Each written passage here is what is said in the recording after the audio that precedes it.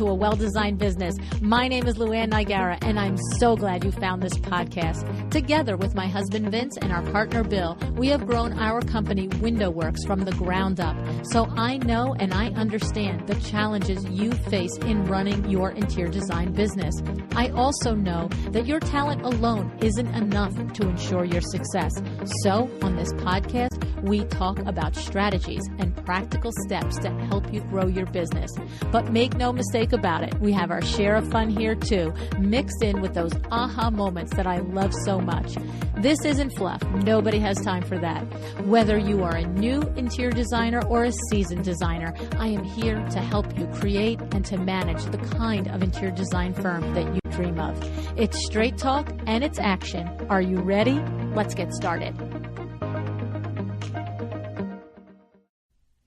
Hi, welcome to Power Talk Friday on A Well-Designed Business. Today and next Friday, we're talking about the various ways of how you can be featured in the press. The do's, the don'ts from the editors themselves. On today's show, I have Ashley Hotham Cox, the newly appointed editor-in-chief of Home Design Decor. And next Friday, we will have a return appearance by Amy Fleury, the author of 2 books, Recipe for Press and Recipe for Press, the Designer Edition. So today, Ashley is with me. Ashley is a longtime Charlotte local, but a little twist there. She graduated from the University of South Carolina with a Bachelor of Arts in Fashion and a Master's in Journalism. Then she went on to earn experience as a writer at Charlotte, Charlotte Wedding, and Charlotte Home and Garden magazines. Career and life took her to New York City, where she had spent time serving as an associate market editor at Traditional Home. Then in 2016, Ashley returned back home to Charlotte, joining the team of Home Design and Decor. Now, Ashley is looking at the big picture of magazine production and bringing all her years of experience to Home Design and Decor and to the benefit of the readers of the greater Charlotte, Raleigh, Durham, Chapel Hill, and vicinities. Before we get to the show, I'd like to remind you, if you are in the New York, New Jersey area, you are invited to a Designer's Power Brunch on Thursday, May 17th at Montclair Film. This event is hosted by Blanche Garcia. And you know, if you heard the episode with Blanche Garcia, what a powerhouse this woman is. Blanche Garcia is an interior designer here in New Jersey. She was on episode 282. When I tell you how much positive feedback that I received on that show, it is a little crazy. So if you missed it, go listen to this one, 282, Blanche Garcia. We talked about you teach clients how to treat you.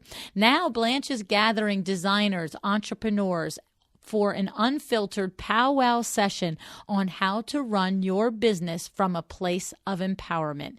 So this event, as I said, is on May 17th in Montclair, New Jersey. It is from 11:30 in the morning to 2 o'clock p.m. It is also going to be partly for the benefit of Sophia. Sophia stands for Start Out Fresh Intervention Advocates. Okay, this is a program that provides advocacy, support services, and referrals for temporary housing to at-risk women and children of domestic violence. So gather your designer besties, head over to luannigara.com, go to the live events page, and you will find the Eventbrite link there so that you can join us there. I will be there. Blanche will be there. We have Alexis from Schwartz Designer Showroom coming, Sean Kilman, Tim Murphy, Crystal Gaynor.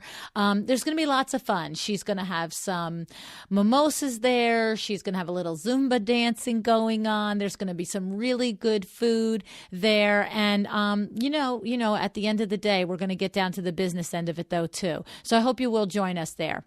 One more thing before I get to the show. I know it's getting like a lot of commercials, right? Sorry, guys.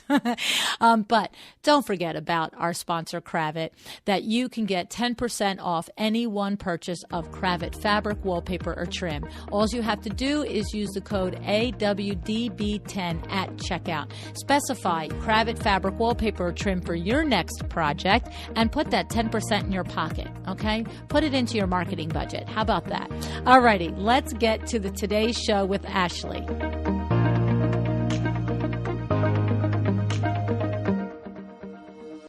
Hi, Ashley. Thank you so much for joining me on A Well-Designed Business today. Hi, Luann.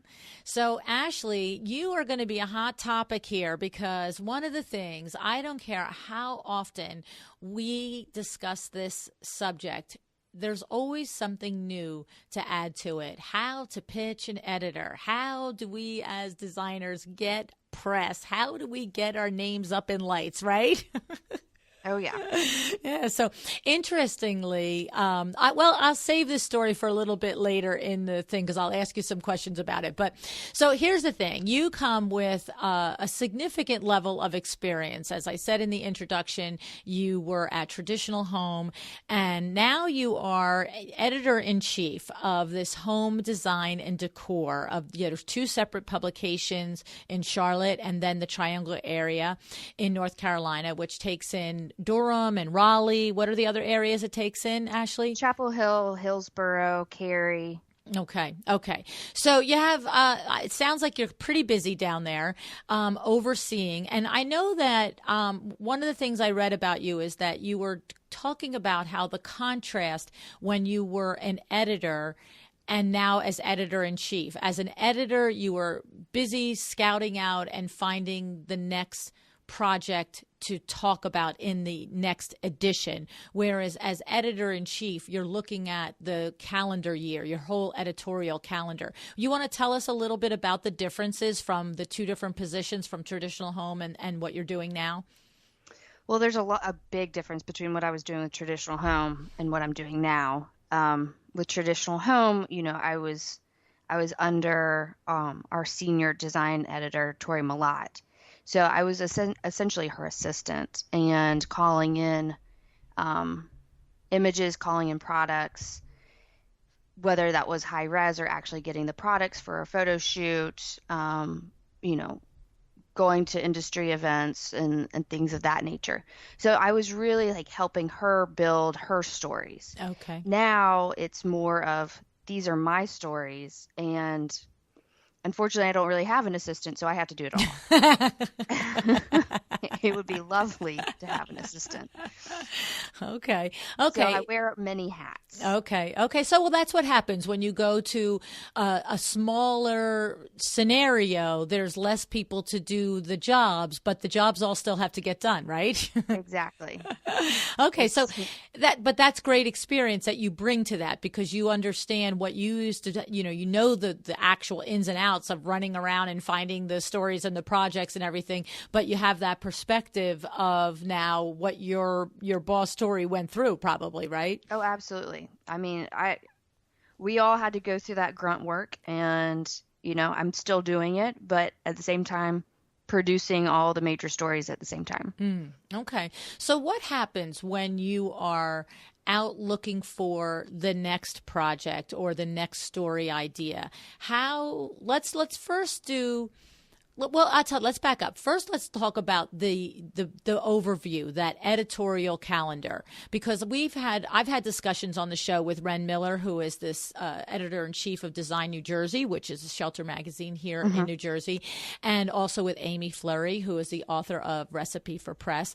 And they have talked to us about this editorial calendar where, as a designer, you can go to the website, right, and see what, like, May is kitchens and baths and June is lawn and gardens. Talk to us a little bit about how important that is and what that means to us as designers, what we should be looking out for. Exactly. Yeah, I mean, the greatest thing that you can do as a designer or as anybody that's trying to get in front of an editor is to know what I'm looking for. Like I said, I'm wearing lots of hats, and so I'm working my butt off. And so I really don't have time to explain to everybody what I'm looking for. I need you to kind of already know. So in that sense, please go ahead and access like our editorial calendar. So you see that August, September, I'm doing a kitchen and bath. Well, why don't you, one, you assume you know what a kitchen and bath are. Two, look at a previous issue and see what I've done in the past. So therefore, you can kind of get a feel for, one, my style, two, what kind of stories I've laid out, what products I do, what kind of mix of things, and then, what the most important thing is finding something that's compelling. It doesn't necessarily have to be something that I find interesting, but is it something that our readers are going to find interesting? Yeah, so I mean, it's really just kind of knowing who we are as a magazine and what we cover. And so, I mean, no one wants their time wasted. I don't want to waste your time, and I don't want you to waste mine. Mm-hmm. So kind of delivering something that's of interest to both of us. Okay. And question for you. So, interestingly, I just had a conversation with a designer on Monday in my showroom. Her name is Angela Toledo. Hi, Angela. And she is from South Jersey. She was showing me pictures of a master bath and closet that she just designed. And I'm going to tell you what, it's gorgeous. I mean, absolutely beautiful. And she was asking me if I thought that was Design New Jersey worthy. And I definitely thought it was. Her pictures were gorgeous. The room was beautiful. And she styled it so terrifically as well. And the thing was, I think she mentioned to me in real time, we were talking in April, and I think she said that the closet issue for Design New Jersey was like June. And I said to her, I think you're already too late. I said, but go to their website and look. Won't it tell you right on the website if kitchen and bath is June or kitchen and bath is August when the cutoff is, or am I mistaken on that? That is typically true. So, right, and I need to look this up actually. In our media kit, which contains our editorial calendar, that should have the cutoff dates. Okay. Right. I actually said to her, go back and listen to Ren's show and find out, because, then you'll know. But I also said to her to go to the website.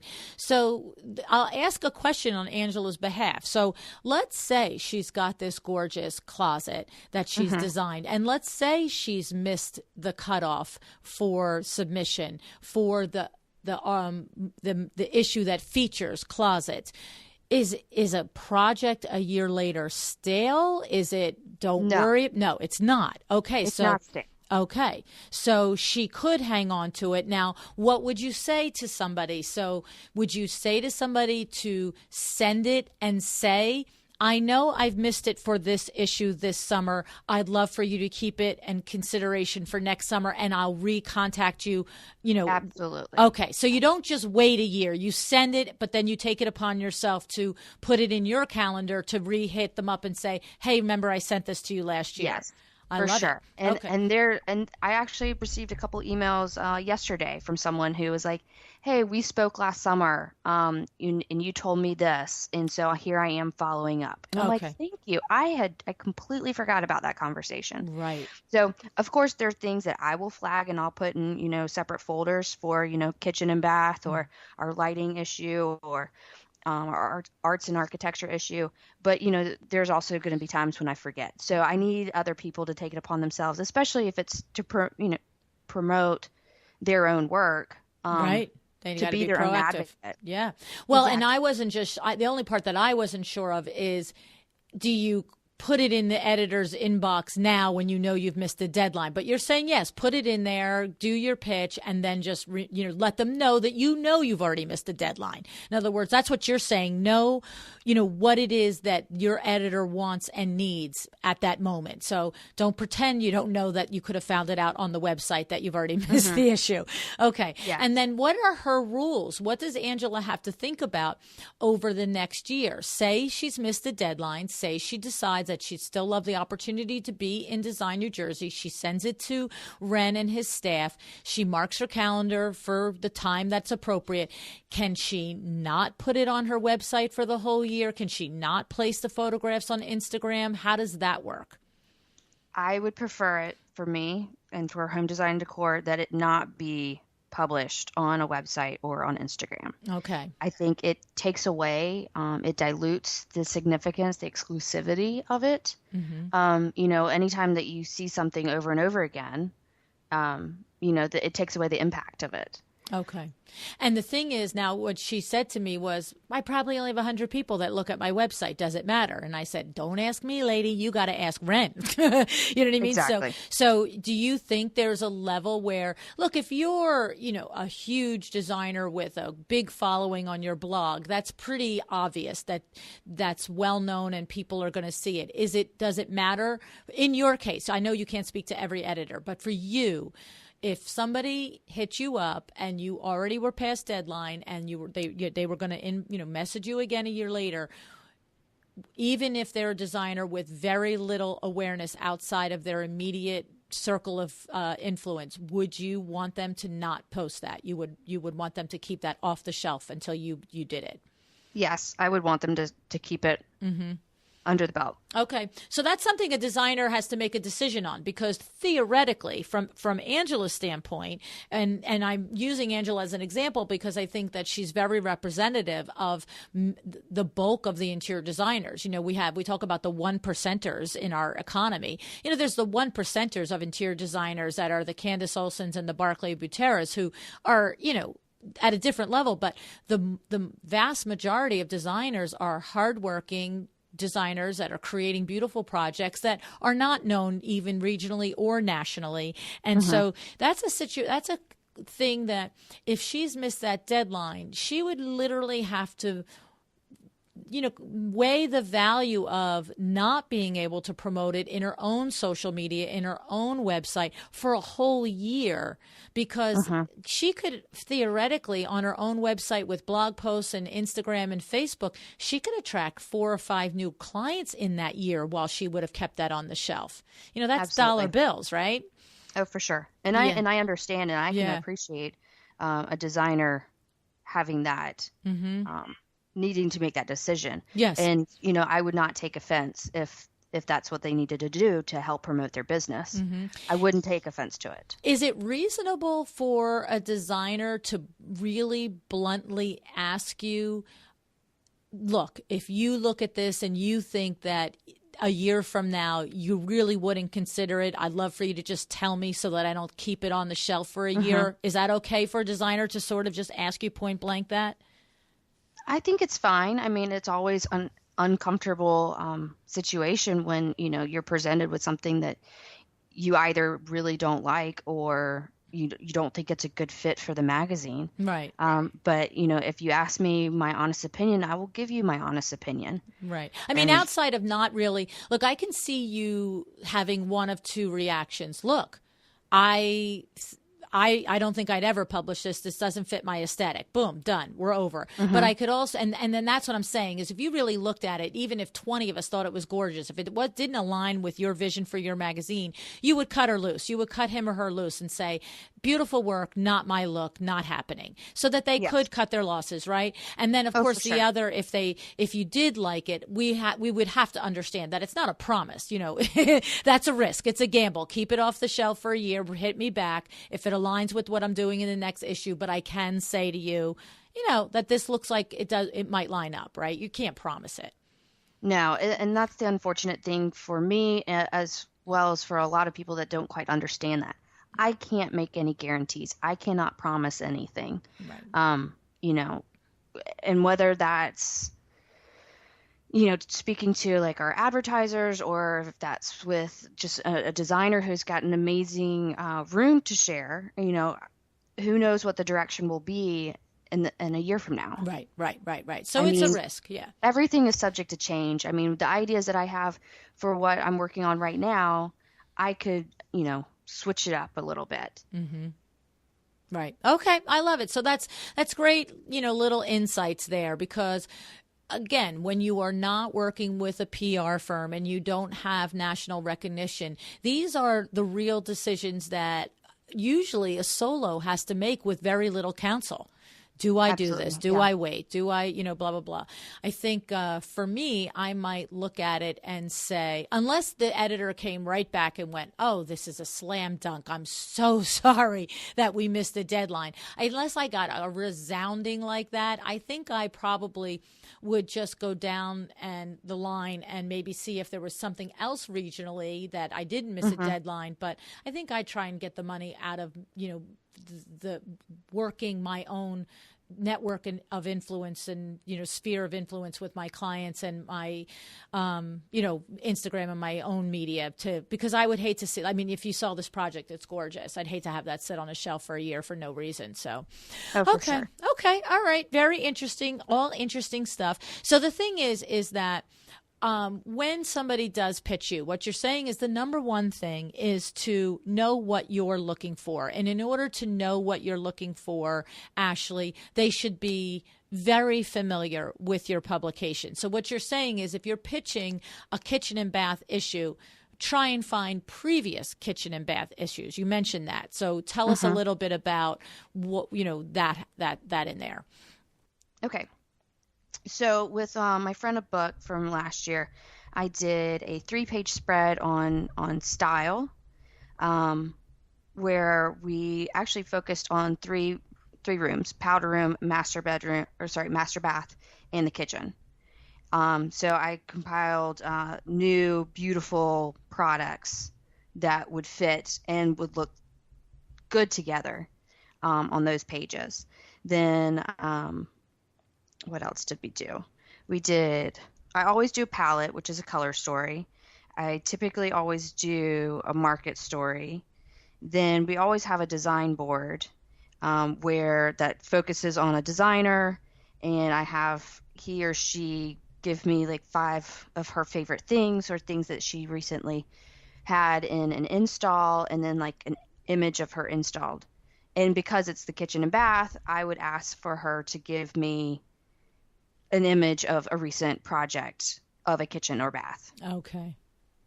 So that's a good angle to understand. That's a very good angle to understand. So in your particular publications, you always have a design board which features a particular interior designer. So if a designer is out there listening from the North Carolina area, in your areas there between the two magazines, they could look at your editorial calendar. They could figure out if they've got a project that hasn't been previously published, that's not been splashed all over their own social media and website, find something that lines up, and then pitch to be the design board for that particular issue. Yes, exactly. I like that. And I do want to make one clarification. So, yes, I prefer to feature projects that have never been seen before. I prefer to show things that are new, obviously. However, that's not the rule. There are exceptions. Okay, tell us about them. So, for instance, I know that we are a local shelter pub. We are not Veranda. We are not Elle Decor. We are not Traditional Home. We are not Architectural Digest. I would like to become one of those someday. Right. That's what I aspire toward. But that, so if we ever get a project that has been in Veranda, that has been in Elle Decor, that has been in Architectural Digest, by all means, I'm going to publish that. So, because you weren't born yesterday, right, Ashley? Exactly. So there are exceptions to the rule, for sure. So I didn't want anybody listening to be like, oh, well, right, I was published in Architectural Digest. Darn I guess they don't want me. Please don't think that's the case. Okay. Okay, I get it. But if you're in your local penny saver for the last 7 months with the same project, don't pitch it. Yeah, no, please don't. Okay. No, okay, so that's cool. I like that. That's pretty funny. She's like, let me be clear. Yes, please. Okay. All right. And so so talk to us about the actual pitch. We have had, Ren has described and Amy has described how they like the pitch. How do you like the pitch? Is it 2 or 3 sentences? Do you want this big schmoozy thing? Do you want, how many photographs do you want? Like, you're a busy lady, so you get it inbox. What's the subject line that's going to make you open that random email from designer Joe Schmo that you've never heard of? Well, brevity, I was taught in journalism school, brevity is key. Okay. And I appreciate that. Yes, I typically, I'm just one of those people that if I see, I have 100 emails in my inbox, I have a panic attack. I have to go through every single one of them. Whether or not like I spend time on them or not, like that's a different story, but I open every single email. And if it's something that, I need it to get my attention immediately. So I know I had listened to actually Amy's podcast, and I totally agree with most of what she said. It is best to have some of the images in the body that are like really compelling, that are going to capture my eye, because like she had said, like oftentimes people don't open attachments. Now, if you have a few images that are really compelling, but you have additional images attached, then I'll open them. Okay. Because oftentimes, for me at least, like I kind of like to see, sometimes people will show like their best, and then there's only 3 really great shots, but then the rest is kind of not. So I would rather you go ahead and send me everything. Not everything. Not like I was going to say, be careful. You'll get 50 pictures for one bathroom. Please don't send me 30 high-res images. Please don't do that.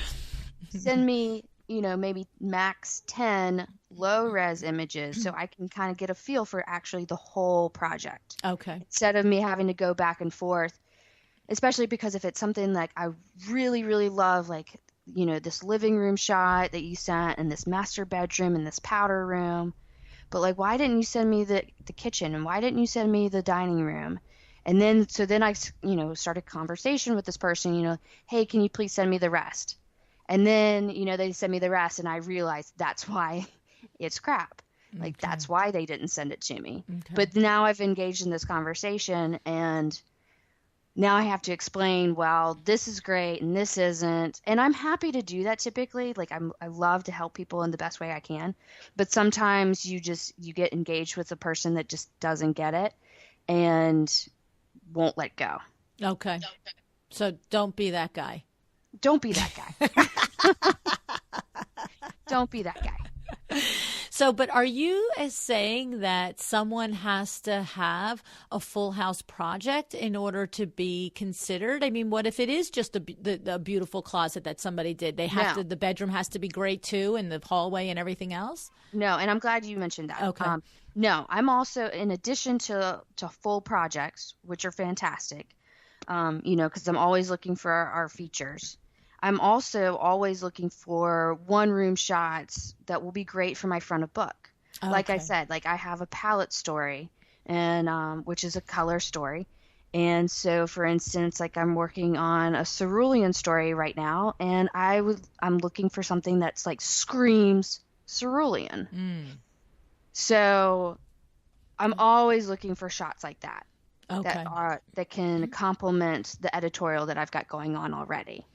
Is the color story also included in the media kit online for you, so somebody could see that July is going to be, cerulean, or in October is going to be lilac, or is that at your whim and they have no way of knowing and being able to pitch for the color story? That, unfortunately, is at my whim, and it's usually kind of a last minute thing. With the major national shelter pubs and regional pubs, their lead time, I mean, they're working on the December issue in July. Right. Or, they're working for their September issue in May. Right. For us, I'm working on, so what month is it? It's April. I'm working on our June, July right now. Okay. So our lead time is much shorter. Right. Okay. Yeah. So these things all go into account, but that's why yourself and the others, Amy and Ren, have said, go to the media calendar, media kit on our website and find out all this stuff. For sure. Okay. And so then, what are your feelings on if someone were to pitch you and what's the polite and appropriate amount of days to wait before, if they haven't heard from you, to hit you back? So they send it out to you, and is it like, don't hit me on Monday because my inbox is crazy on Monday? But is there certain days that are better, and how long should we wait to say, hey, Ashley, just wondering if you got my email? That's a hard question to answer. I like to respond to people. I don't like being that person that doesn't get back to you. Mm-hmm. I try to get back to people within a week, unless we are in production mode, and then you're lucky to hear from me in a month. Okay. But I would say if you haven't heard from me in a month, then hit me up. Okay. Then that, I would say for me personally, that probably indicates that I forgot. Lost track of it. I hear you. So in other words, look, I get it. I'm the same way. It's like usually I'll read something. I'm either going to do it immediately, or I'm going to say, okay, that's a weekend project for me because it's, I'm in race mode now, and I'll address that on the weekend. But if I don't, then it's because it got by me. And then I wake up from a coma, and it's like, oh my goodness, I never answered this email. So exactly. Yeah. So you're saying a week to 2 weeks, you're probably busy. It's on your radar screen. It's not high priority, but by a month, you've probably forgotten. And so what happens is in a month, it's appropriate to say, hey, Ashley, just hitting you back, wondering if you saw my email below. Any thoughts on, possibly being able to include this in your content? Exactly. Okay. And then I'll feel terrible, and I'll say, you'll I'm do so it sorry. right then and there. Right. Exactly. Yes. Exactly. I hear you. Okay. So that's good. And then, when someone says no, if you say no to someone, should someone consider that no forever, or just no, not this project that you pitch, and don't feel funny hitting you up another time, 2 months, 2 weeks, 2 years later, right? Oh, for sure. Please do not be discouraged. If I say no to this one particular project that you pitched to me, that does not mean that I don't like your work, and that does not mean that there isn't going to be something down the road for us. Right. And that's an important thing, I think, that I like to always bring out, because it's, no is a stinging thing. It's like, they don't love me, right? We're all people at the end of the day, right? So, but don't take it personally. It just didn't fit with the editorial at the moment, and who knows if another project will. Okay. And then for a smaller regional publication like yours, is it going to be the responsibility of the designer to ultimately supply you with professional photography, or if you decide to go with someone's project, you will send a photographer? How does it work for you? We do both. So, of course, photography is expensive. Mm-hmm. So if it's a really compelling project, for sure, we are happy to provide the photography, because one, I love our photographer that we use on a regular basis. I think he does a fantastic job. He's thorough, he's quick, but not too quick. So we're happy to do that. However, we do also appreciate when a project has already been photographed. Of course, that saves a lot of time, it saves money, it saves energy. But here's what I've discovered, and there's a lot of bad photography out there that is labeled professional. And it's unfortunate, because especially when I have to go to the designer who has already paid for this photography and have to say in kind words, you wasted your money.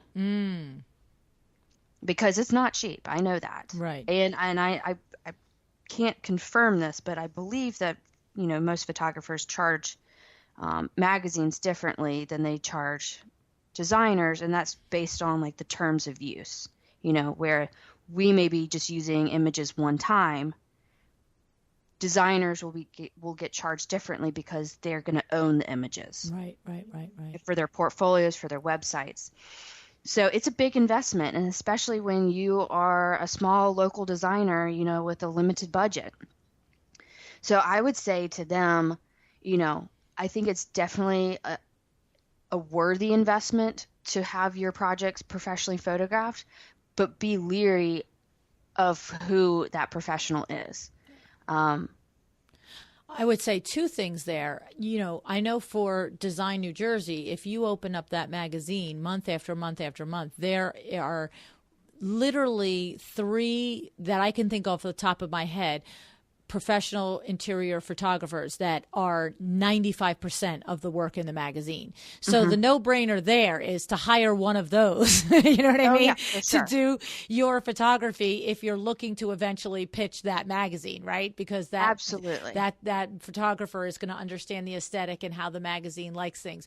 Beyond that, are there things that you can think of off the top of your head, Ashley, that are the common things that make your eyeballs roll when you look at quote unquote professional photography, right? That we might not notice as the big mistake. What are you seeing? Just so we know to look out for it. Okay. Lighting. Okay. Tell us about it.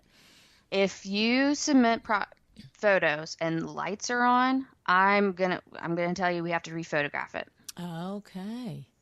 So because lights will... Rookie mistake? Is that like a rookie mistake? I don't think, and the funny thing is, it's not a rookie mistake. There are certain photographers that prefer lights on for different applications. So, for instance, things that will go on someone's website has a different aesthetic than what goes in print. Okay. And that's something I actually learned. So I obviously won't name names, but there was one project that was submitted to us, and it was kind of it was right when I came on as the new editor-in-chief, so it was in the pipeline, so we had it already lined up. And then when I went to look at the final images, I was like, crap. I was like, we can't use half of these because all the lights are on, which create funnels on the walls. So here's this gorgeous powder room, but I can't use these images. So, and then the photographer is a really good photographer that we've used before. And I'm wondering, why on earth would he have done this? So as it turns out, the photographer later I found out was actually embarrassed when he realized that this work was published. He said, I wish I had known that I was taking these shots for publication, because otherwise, if I had known that, I would have never had these done this way. Why is it different for print photography than for website? Here he is. He sounds like he knows the difference. He actually in his mind thought it was going for the designer's website, but if it was going for print, he would have done it. Why? Why does the picture look different? That's a really good question, and I would love to know the answer because I'm pretty sure anything that's beautiful in print would look beautiful anywhere. Exactly. So I'm not really sure. I Okay. do know, for instance, in a powder room, it's a small space that probably won't receive natural light, and that maybe it takes more time, more effort to create an artificial light to capture that bathroom without putting the lights on. Maybe I'm not quite sure. To answer your question, I don't know. Right. Okay. But I wish I could tell every single photographer out there, please turn the lights off. Okay. Well, that's good for us to know when we are taking, the scout shots basically of our projects in order to send over to yourself and the editors in our individual areas to have the lights off and do the best we can, even if it is with our iPhone, right? Just to get your attention. Yes. Okay. Yes. Okay. And I'm always happy, I tell people all the time, you do not need to have it professionally photographed for me to consider something. Please take scouting shots with your iPhone so I can get a feel for what it is. And if I'm interested, then I'm going to maybe want to go take a tour. Right. Or maybe it's so compelling just through these iPhone images that I've decided I'm going to hire a photographer and we're going to shoot this. Right. And then another thing about the huge pet peeve of mine, real estate shots. Make sure if you're going to hire a photographer, make sure that it's a photographer that is accustomed to photographing interiors. Okay. Not real estate angles. Okay. Because it's different. It is, because you'll see, so I used to live in New York, and when I first moved up there, or when I was looking at apartments online, I was like, wow, these spaces are so amazing and so great. And I don't know why people complain about small spaces. These are huge. It's all about angles. It's all about. You can barely fit your bed in that bedroom, but it looks You're like you can fit this 20. Is not what it looks like in the pictures. Right. Yes, I noticed that with the couple of jobs that we've had, been lucky enough to have Design New Jersey photograph for us. And Marissa has always done, Miss Marissa Pellegrini is a interiors photographer here in New Jersey, and she does beautiful work. And she, you come in and, she's saying, can I move that lamp? Can I move this accessory? Can I move this? And I remember the first time I'm looking at her like, but that's where it goes. That's what it, like, this is the room. This is the beautiful room that the designer did. And then she'd, and of course, me, I have to question everything. So I'd be like, really? Why do I look so pretty? She's like, would you just come over here and look at it through the camera? I'm like, yeah, you're right. It looks ridiculous. So yeah, there is a difference in just shooting the room for the room and shooting the room to enhance the room, and to just, one is documenting the room and the other is bringing the best out of the room, right? For sure. Yeah. So I don't want to ever speak as if I know what goes through a photographer's mind and like what a photographer goes through to become the great photographer that he or she is. But just from an editorial perspective, and for the designer who's looking to build hers or his portfolio and wants to pitch themselves, the last thing I want is for them to waste their money on bad photography. Right. No, I know. And that is one of the biggest challenges that a newer designer faces, is creating enough in their budget, in their, bank account in order to afford the professional photography. But then, as to your point, is to making sure that they have a good one. And so, and I have said that to many designers, if you really don't know who to hire, and you really don't have someone whose referral that you could trust, maybe you don't have a designer bestie in your area, blah, blah, blah, then that's what I've said to them. I said, go to the magazines in your local region that you admire their work. Though they have the byline right there, photographed by, and you can't go wrong if they're busy. And especially, like I said, with our magazine, if you read it month after month after month, you see the same three. Maybe there's a fourth name, I'm not sure, but the three of them I know personally. So I just like, oh, there's Marissa, oh, there's Winning Long, there's, Peter. Exactly. So yeah, so that's how to be trusted. Excellent advice to give to any designer. Yeah. That's great. Okay. All right. So I have one other little topic I love to cover with you is, what are you seeing in the industry now? Like, here you are, you're having to gather the industry, think about it, write about it, photograph it, and put it out there. What are you seeing as what's happening? What do you think that is there any tips or things that you could tell designers to be thinking about, to position themselves, to be ready for whatever's coming? Any thoughts there, Ashley? This is the question that I've been dreading. I knew you would ask. I told my husband last night, I was like, I know she's going to ask this question, and I just am not one of those people that can really pick up on trends very well. Okay. So I'm going to be honest with you. I can go to High Point and I can see everything that I see, but it takes such a long time for me to absorb it, to really understand a trend is a trend. And personally, I don't really buy into trends necessarily. I think, interior design or design in general, it's art. And there really shouldn't be a trend that dictates what you do as a consumer or you do as a designer. I think it's your portfolio, it's your work, it's a representation of yourself and your clients. So, I always say, who cares what's going on in the industry? For you just to stick with what you think looks great.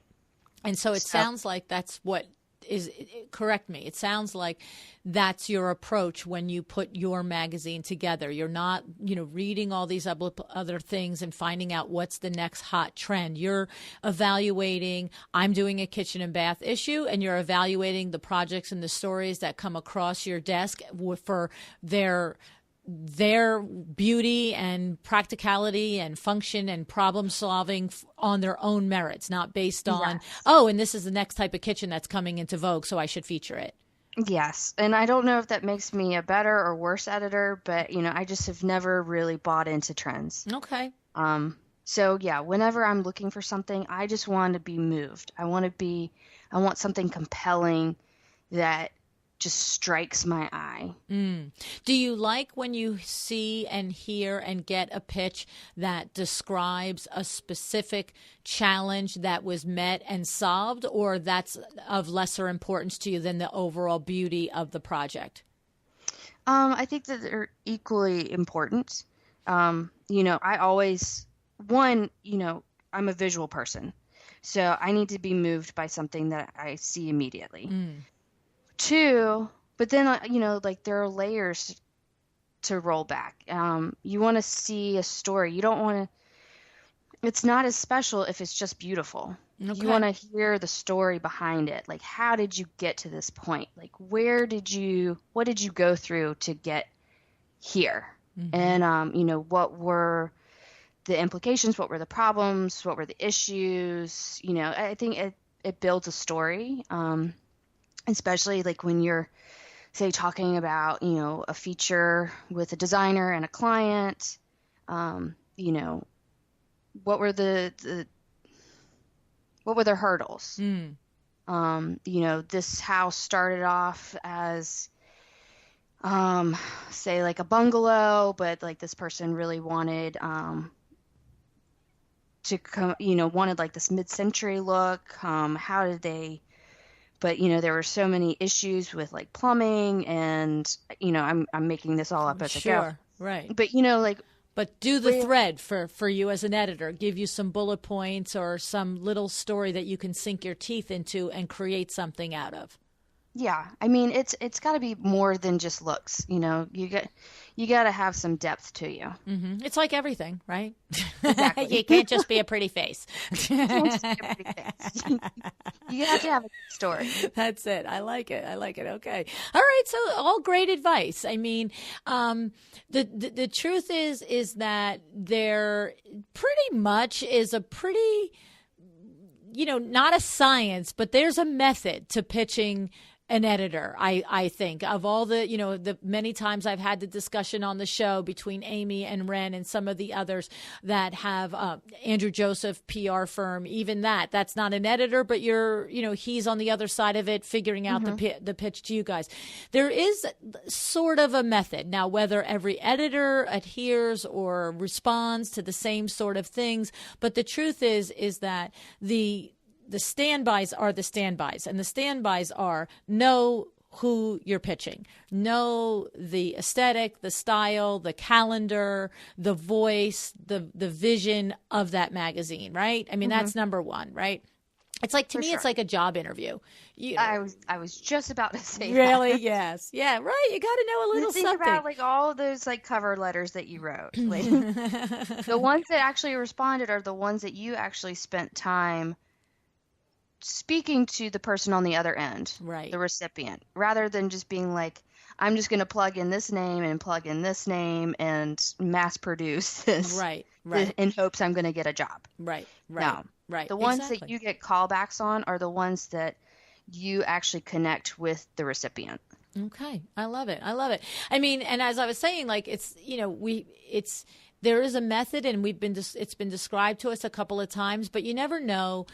Every conversation sometimes hits one person just like with that little moment where you're like, oh, now I get it. So, Ashley, I thank you so much for coming here and spending your time and expertise. And I do think there is a little bit of a layer of a difference when you are in a local regional area and the editor is someone like yourself. It's not this big busy editor with 15 people working under them, and life is, and the pace, like you said, is moving at warp speed. You're a real person on the other side of that email. They all are, but I mean, you know, like you said, you're wearing 10 hats. So I guess there's just a level of intimacy that it makes it, to me, I would say, a little more accessible and a little more realistic, that if you can put together a project with a half a dozen beautiful photographs and a point of view for the story and a brief catching email, that it's really probably not crazy pants to think that you could get featured, right? I mean, you know, you're looking for stories, right?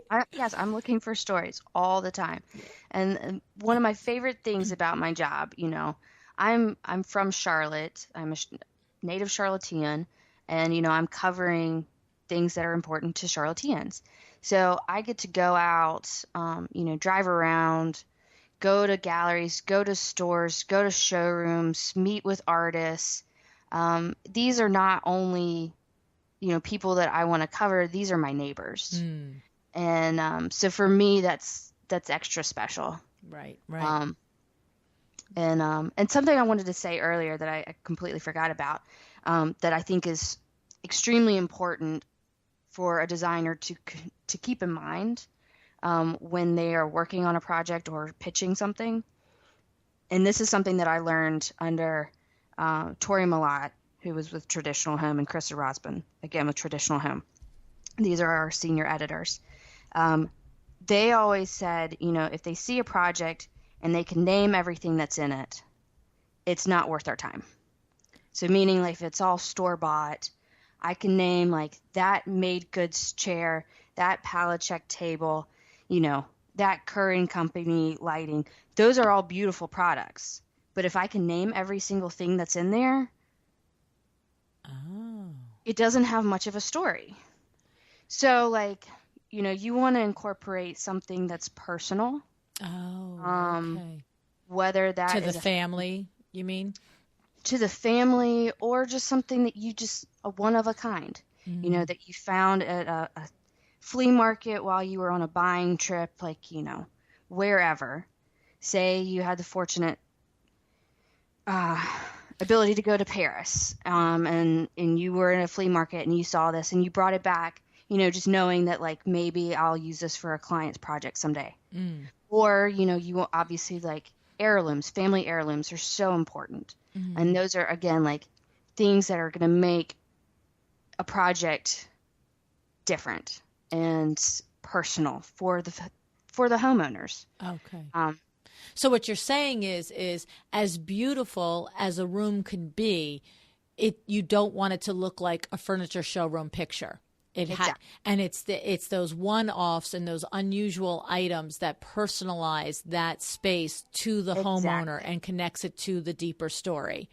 Exactly. Okay. That actually makes a lot of sense, because if you opened up a magazine in every single room and every single picture, see, when you were first saying it, I was like, well, I don't get that. You know what I mean? But I do get it now, because then the spread for the living room for Mr. and Mrs. Smith in April doesn't look any different than the spread for the living room in Mr. and Mrs. Jones in July. It's just a different, beautiful room. Okay.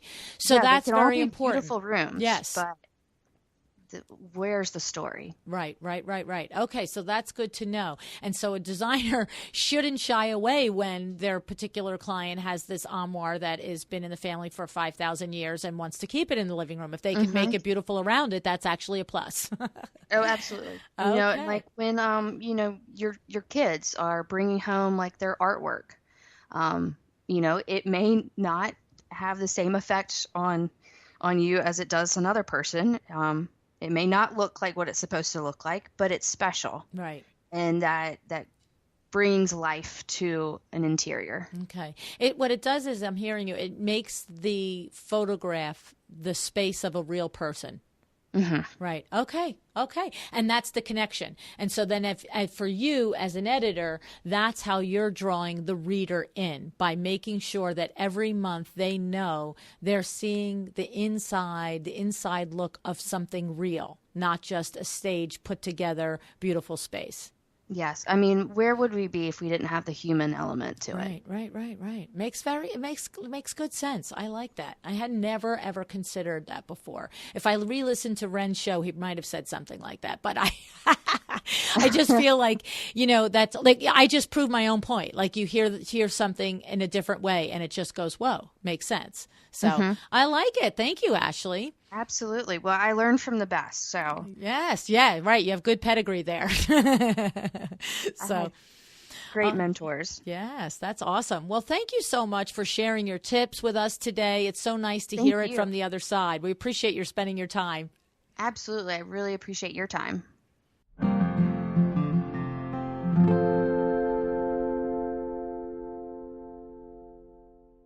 We have discussed how to position yourself to get press exposure. But you know what I think? I think that we sometimes have to hear the same thing over and over in a different way. And then one time the light bulb goes off. So knowing how valuable it is to your business to be seen, I hope you had that moment of clarity in listening to Ashley today. The things that stood out to me were these. How we need to know our why when we're looking for press, just like we need to know our why in everything else we do. So, for example, national press is wonderful and prestigious, but unless you are also a well-known luxury firm, it isn't likely to do more than make you feel pretty great.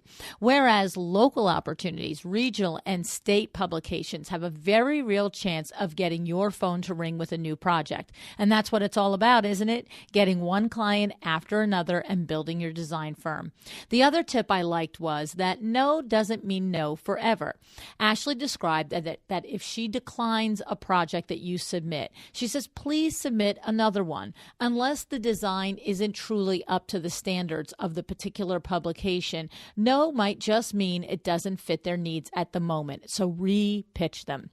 Now, if you want more information on how to get press, go back to episode number 12 with Ren Miller of Design New Jersey and number 108 with Amy Fleury. And be on the lookout for next week, Power Talk Friday. Amy Fleury will be back. We're going to be talking about her new book, Recipe for Press, Designer Edition. And we're also going to talk about how relationship building is important and how it converts to getting press for your interior design firm. Now, are you coming into New York City for the ICFF, the International Contemporary Furniture Fair, this May? Well, on opening night, Tuesday, May 22nd, there is a huge multi-showroom event at the A&D building after being at the ICFF all day long over at the Javits Center. And I'm going to be at the Lefroy Brooks showroom at the A&D building that night. I'm going to give a brief presentation, and then it's going to be followed by a book signing, networking, and hanging out and getting to know each other. It's from 6 o'clock to 8 o'clock p.m., May 22nd. Details will be on luannigara.com on the live events page. I'm not actually 100% sure that it's live the day the RSVP link is live the day that this show is airing, but if you look for it today and it's not there, go back in a day or two, it'll be there. The first 25 people will get a free book that night. And if you've already purchased your book and you want to bring it with you, I'll be happy to sign it that night. And if you want to get your copy ahead of time and not worry about the line, then just head over to luannigara.com/book. Okay, I hope you enjoyed this episode. I hope you learned something, and I certainly hope that you are inspired to decide to be excellent. Thank you so much for joining me again today. This podcast is a production of WindowWorks, your resource for custom window treatments and awnings. To learn how we can help you on your next interior design project, go to www.windowworks-nj.com.